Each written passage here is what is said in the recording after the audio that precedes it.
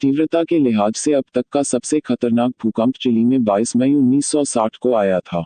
Richter scale पर 9.5 तीव्रता वाले इस भूकंप की वजह से आई सुनामी से दक्षिणी चिली, हवाई द्वीप, जापान, फिलीपींस, पूर्वी न्यूजीलैंड, दक्षिण पूर्व ऑस्ट्रेलिया समेत कई देशों में भयानक तबाही मची थी।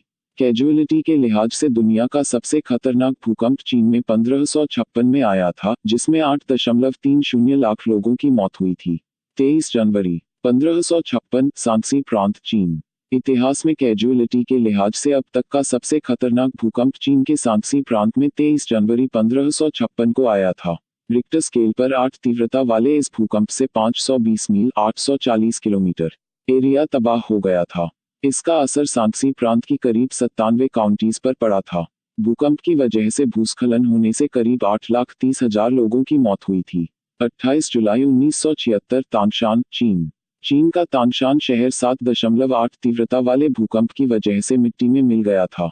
इसमें 5 लाख से अधिक लोग मारे गए थे।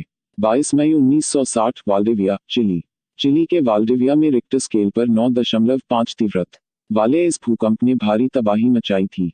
कहते हैं कि इस भूकंप की ताकत 1000 एटम बम के बराबर थी। इसका असर वाल्डिविया से लेकर हवाई द्वीप तक था। इसमें 6000 से ज्यादा लोगों की मौत हुई थी, जबकि लाखों लोग बेघर हो गए थे।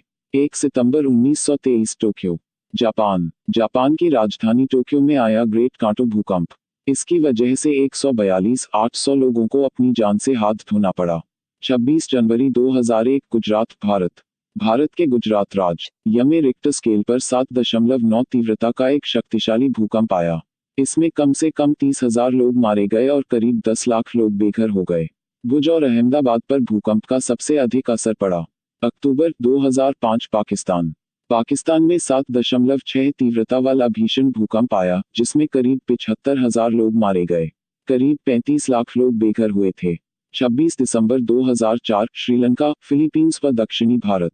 भूकंप के कारण पैदा हुई सुनामी लहरों ने एशिया में 2,30,000 लोगों की जान ले ली थी। 8.9 तीव्रता वाले इस भूकंप के कारण लाखों लोग बेघर